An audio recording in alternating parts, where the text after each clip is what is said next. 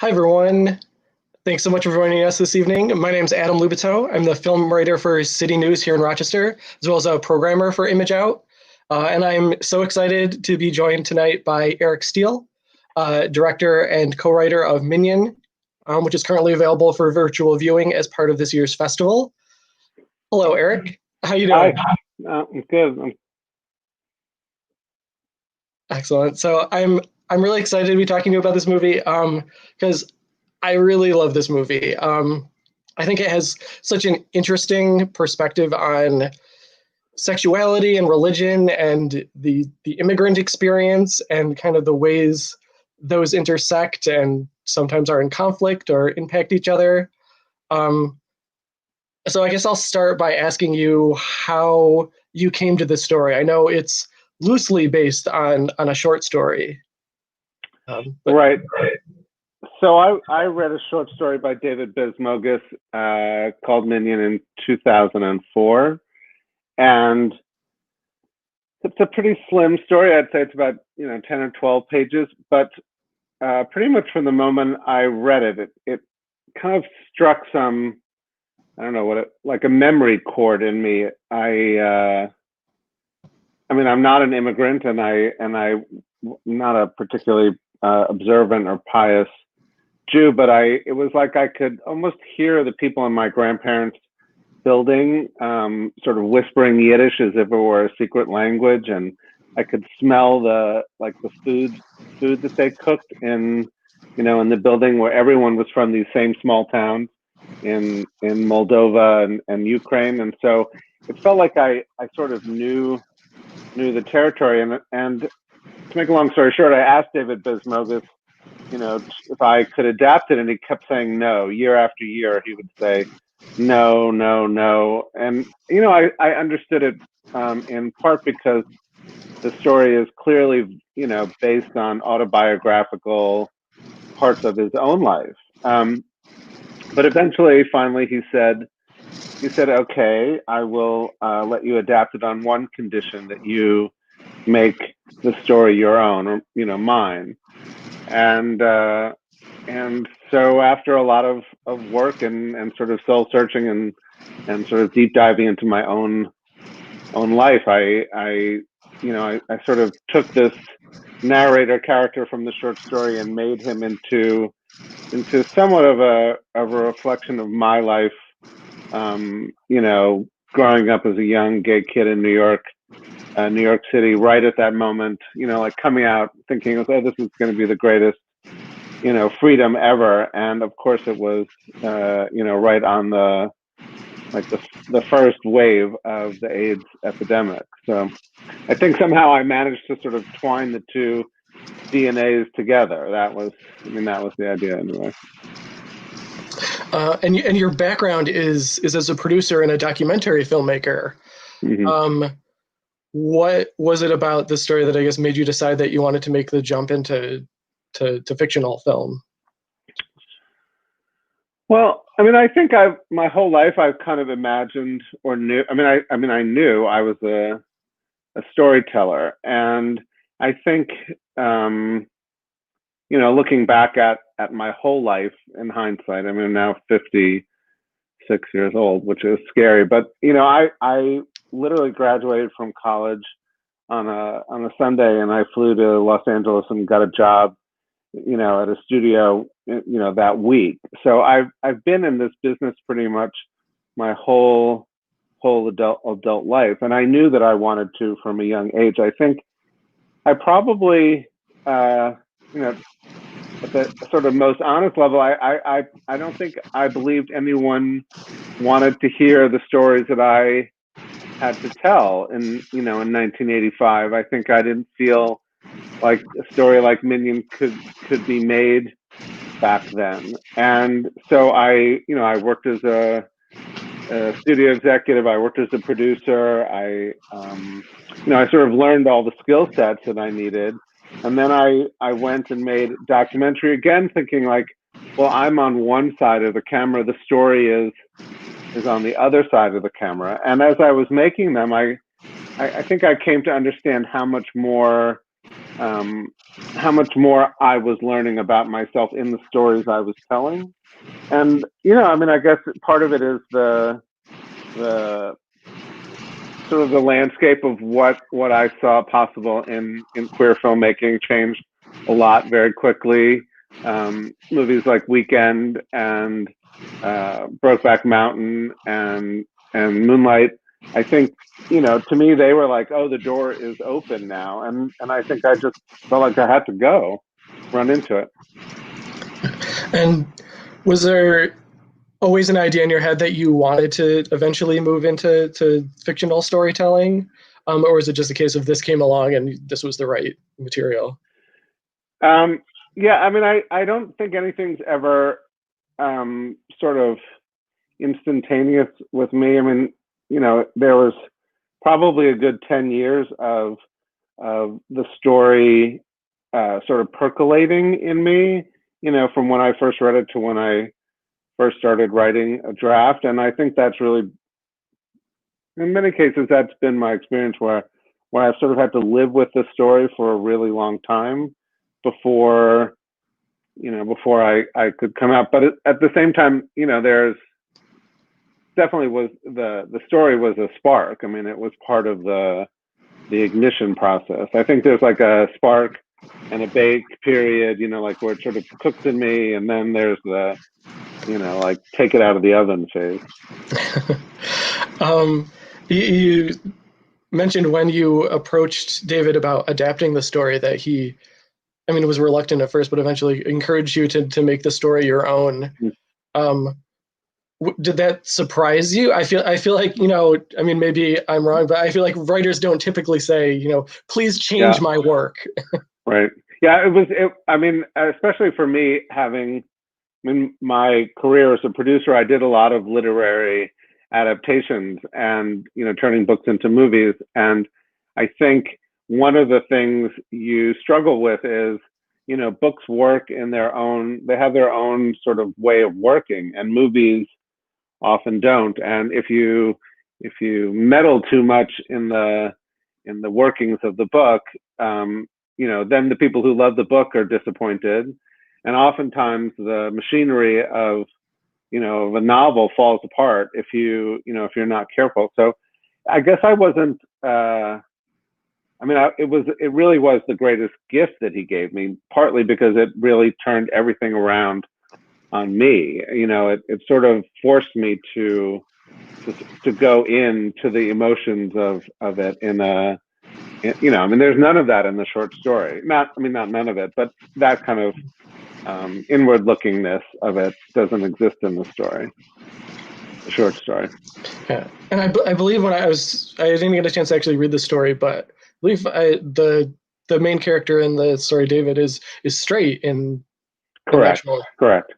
Yeah. So are there other ways that process changed your idea for how you were adapting it? Like, I imagine when you initially decided that it was something you wanted to do, you had at least an initial semblance of an idea of how that would look on film, and then finding out that there were more possibilities to kind of open up the story in different ways. Did that change things for you? And like, how did the story shift? I think that, the story, was constantly shifting. I think for a long time we imagined shooting it in Toronto, where the short story was set, and the Russian Jewish population in Toronto, well, the whole Jewish population in Toronto pretty much live along one avenue, and it sort of is like an artery out of the city. So I spent a lot of time thinking about what a movie in Toronto would look like in the beginning. And then when we moved to Brighton Beach, I think that opened up Brighton Beach as a landscape. It opened up that whole architecture of Brighton Beach. And then, of course, it sort of let me tell a story that was closer to me in the East Village, because those were the bars in the East Village are where I went when I was a young gay man. And I think, I really knew that world, as opposed to, trying to do research on what Toronto looked like in the 80s. And were there other elements that, as you know, the writing process went along, that you incorporated? I don't know. I was curious about the kind of through line of James Baldwin's writing. Was that Yeah. a part of this? So is that something you added? Yeah, there was no in the short story. He was just a yeshiva. He was a yeshiva student, sort of an unhappy yeshiva student, and I think my idea was what would happen if David could spring free from that world. I think the whole, I mean, clearly David Bismuth is a literary figure. I'm sure he is now a very well-read, like knowledgeable person. That really wasn't his character, or wasn't the narrator's character in the short story. And a lot of that sort of fascination with books and poetry and those specific, books and poems were my, they're part of my DNA, my side of the DNA, I guess. Yeah. And what was the casting process like? Obviously, I mean, Samuel Levine, especially if you're kind of thinking about it in at least some semblance of a autobiographical idea. What were you looking for when you cast that part? Yeah. What was I looking for? I think that's the hardest probably question. I don't know if I'll ever have the answer exactly, other than when I saw Sam in The Inheritance in London, it took about him saying 4 words before I knew that he was David. I auditioned a lot of incredibly talented and wonderful young actors. I think this, even for a small budget movie for a young actor, this was kind of a nice, juicy part for them. And so I think, I was very fortunate to meet and audition, some really, really great actors, young actors. And I had never worked with actors before, so every time, an actor would come into the casting room, it was like a discovery of something, but every time it's like, like people have their favorite coffee cup or something. It's not like you can't drink coffee out of another cup, but you find one and you're like, this is my cup. This is my cup. And I think, we went to London, the casting director and I went to London and met other actors, young actors there who I thought were terrific too. And then we went to see The Inheritance, and the play started, and Sam was really the first character to speak in this sort of epic 7-hour play. And I remember he had barely finished his first line, and I turned to the casting director and I said, that, and she's like, I know, this has sort of been, I think like she knew that that's where I was going to end up too. I mean, I think that was part of what was so great about it, is that I think she gave me every opportunity to find someone else, but then in the end, we landed exactly where I was, I think, destined to land. And obviously you also have the great Ron Rifkin in this. Yeah. How did he get involved? And I'll start there. Yeah, I mean, Ron was really the first casting choice that I made, and he's a New Yorker, and he read the script. I read it, and I think very quickly, he said, we have to meet, we have to talk, and we sat down to have coffee, and I mean, I think some parts of this world he knew, sort of very firsthand. He was raised Orthodox, in New York, early in his life, and I think he sort of knew that world, of these Orthodox men and all the prayers and their devotion to the Minyan very, very well. But also he and his wife never had any children. And so I think there was a part of it that he didn't know at all. I think not that he didn't have close relationships with young people, but I think that sense of blood connection was something that he didn't have, and I think that was like the part that he was, coming to learn in all this as well. So, and sort of one of the key elements of the story is that relationship between David and his grandfather.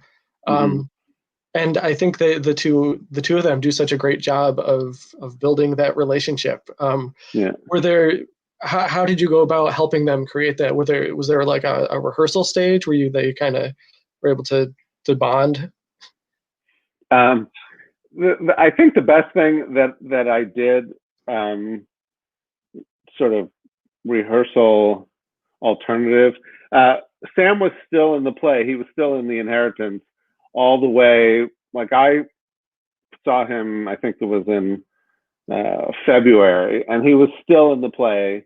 It had moved to the West End, all the way at the end of the year. And I took Ron, my husband and I took Ron to London to see the play. And I think he was just blown away by it. And afterwards, we went to dinner with, a couple of other actors that were in London that Sam knew and that Ron knew. And I think they just connected. I mean, the odd part, looking at them now, which, like I never put Ron on tape for his audition. I hired him, and I never actually put Sam on tape when he was doing his auditioning. I just hired him from the play. And when the very first day when we started shooting and had the two of them together, like that scene in the bedroom where Joseph is trying to repair the jacket that they've torn for Shiva. Sitting side by side, I was like, oh my God, they look like they could be, grandfather and grandson. They have the same kind of facial architecture. They just love each other. I think that's they did from day one. So, and both of them are incredibly lovable people in real life. So that probably helped. Yeah. And my other question about casting is, Mark Margolis and Christopher McCann is the older couple in the story. And they also kind of are so good at giving you a sense of their shared history as a couple, without, needing to spell it out. Yeah. And I'm curious if you could say anything about that, how that came about, how you helped build that. Yeah. I wish I could say, because I love hearing the stories when directors have all this time with their actors and they go on trips together and they do these exercises and, like spend endless times rehearsing. We really had no rehearsal time. I think we had one day with each sort of pairing. And in terms of acting technique, I think Chris McCann and Mark Margolis are at the complete opposite spectrum, ends of the spectrum, in terms of how they get ready, what their personalities are like on stage. And I think they both knew it was their job, and they're both incredibly professional, and I think they just did it. I don't know. I wish I could. I mean, I'm not an actor, and so I don't know. I don't know all of the circuitry, involved in the practice. I can tell as like writing, for me, it requires a lot of drafts over and over and over, and so even that, it's not like we had endless amount of time to do endless takes. And their scenes are actually very complicated. There's a lot of choreography of movement and things, and so it couldn't have happened unless they were both really, really great and professional.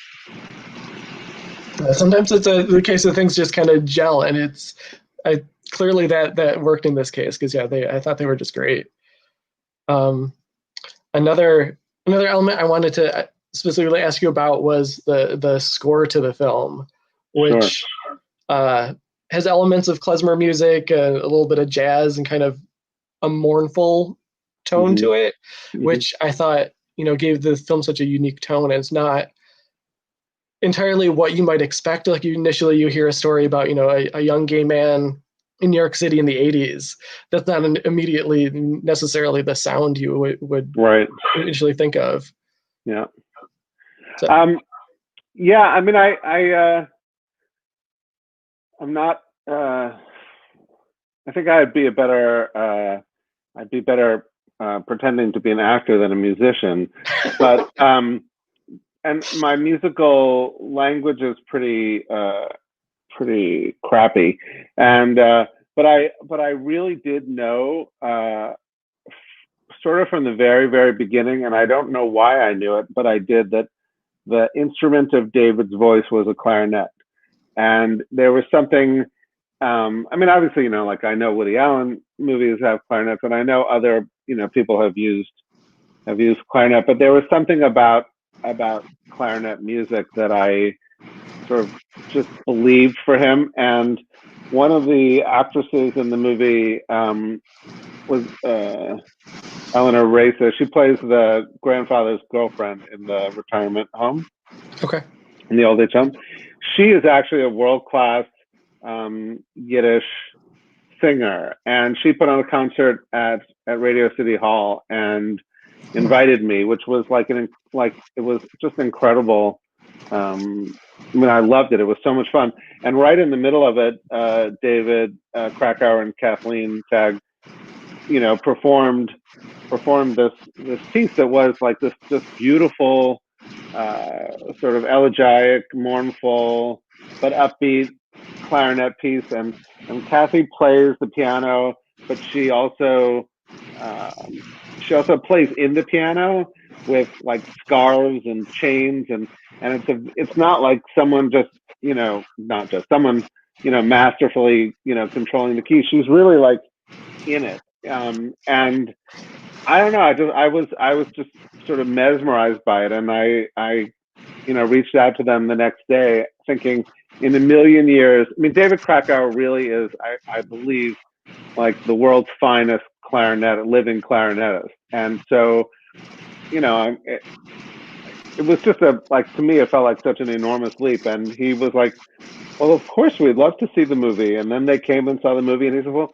we'd love to do this. And so, I mean, I really, really lucked out. It was their first score too. So. Oh, wow. Yeah. So it was that the process of building the score. Do they just kind of, you say like, yes, I want more of that, and they just going to do it? Was it more of a back and forth? Like maybe. There was a lot of back and forth, but and I don't know how to compare it really to anyone else's process. I mean, I think they were sort of new to how it would come out, and I was I was sort of novice and working with them that way as well. But we sort of mapped out where we thought music should be, and then I think but then part of it was also that I really didn't want it to be a score where it was like, oh, they're happy here, they're sad here, so let's have happy music here and sad music here. I wanted it to be like the sensation of like David's inner voices, and so in some ways they're sort of like the melody and the rhythm to what he was thinking and feeling. And I think that sort of helped us come up with a game plan for where the music was going. Like we didn't design it so that it was like, like, oh, here's the arc of this story. It was more like a separate voice for the story. And I think we have our first audience question. Oh, hey, Michael. Oh, look, it's on the screen. Hey, it's Michael. Your film is so culturally rich and probably has the most languages in any of our ImageOut films. What kind of research and preparation did you have to stay true to the cultural references and details? Yeah, I mean, I think it helps that I come from a documentarian sort of background. I mean, when I went to Toronto, I took copious notes on what people were eating and what people were wearing, and I took, photos of their apartments, and like I tried to remember like the way that they walked, the way that old people walked, things like that. But I had, David Bismilgus is a really rich writer. He's, in the story, if I went through it and circled like details that we've incorporated into the movie, there's a gold mine of them.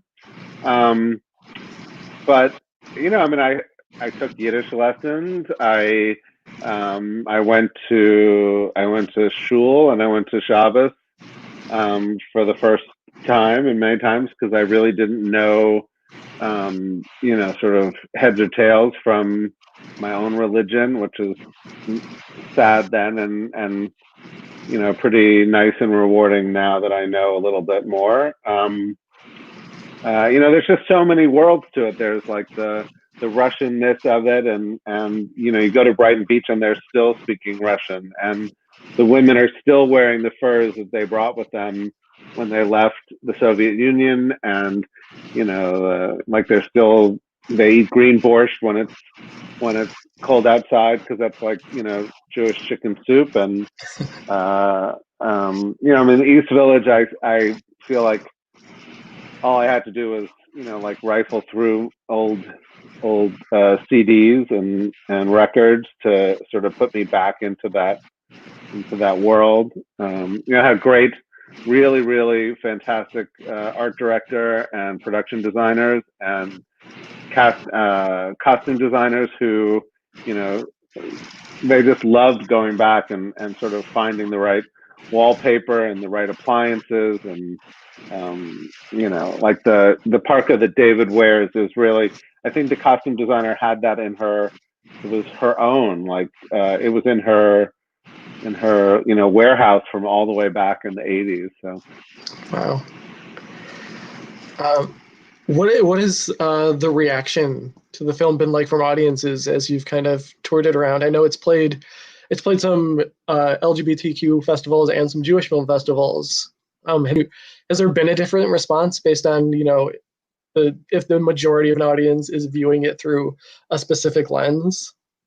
I don't know. I wish I could give you a sort of clear answer. I think the only time I've really seen the audience was in Berlin.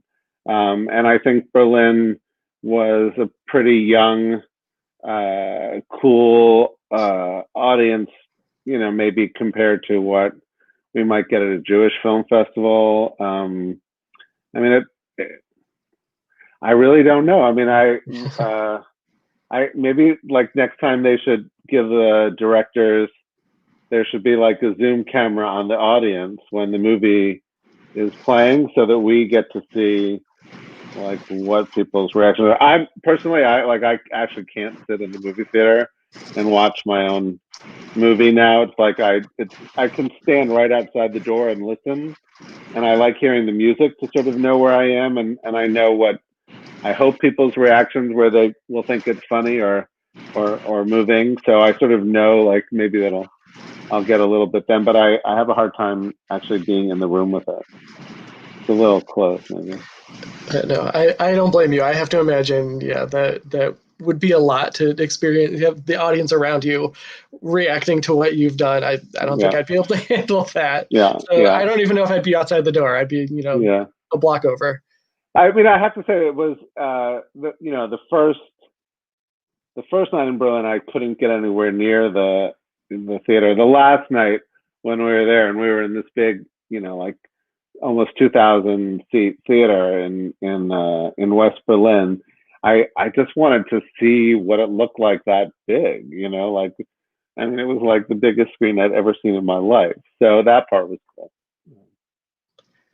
So the film premiered in Berlin when there were still live in-person festivals, and obviously now we don't have those at the moment. What has that been like? The film has kind of run the gamut of this kind of transition to traditional festivals to this virtual kind of thing. What has that been like? You bringing a film through that entire process. Um, I don't know. I don't know what exactly to compare it to. I know, I've done film festival circuits with my documentaries, and I know I sort of got a lot of energy out of it, and I love the feedback, and I love that people were willing to stay and ask questions, and stay late, and could talk about the movie endlessly. Now there's really there's no like sort of piece coming back at me other than, oh, I know the movie has been in this festival or that festival, and I get to talk with programmers and interviewers. But I miss that. I mean, I know what it felt like in Berlin, so I know what what that feeling is. I just haven't had it since then. I don't know. It's a little, it's a little bit of a. It's sad, but I also know relatively. Look, I'm healthy, knock wood. Everyone in the movie is fine. We got to finish it. We got to go to Berlin. Hopefully we will end up in the theater when theaters open back up. And I know a lot of other people have had it a lot worse, and their disappointments are probably much more significant than mine. So are there any concrete plans to bring it back once theaters are available to screen films? That's definitely something you want to do. Yeah, I think we'll be in theaters next year as soon as it seems like it's safe to be in theaters. I mean, it really is a movie I think that's meant to be seen on a screen if you can. I mean, it's I guess I like to think of my movies as something that you kind of navigate through by following details, and I think when you see them on the big screen, it's a little bit, it's like looking at the night sky and sailing. It's I don't think you could sail from I don't think you could like navigate on your laptop like the stars on your laptop. But I think when you see it in a big screen, you're like, oh yeah, look, donuts or bagels. Like bagels and donuts are pretty similar. It's like, oh, so. Yeah, I don't think you're alone in that, eagerly anticipating when that we'll be able to do that again. Yeah. And I guess I'll kind of end things by asking you if there's any other projects you're working on, or I know a lot of film production is kind of in stasis or shut down at the moment, but are you working on things?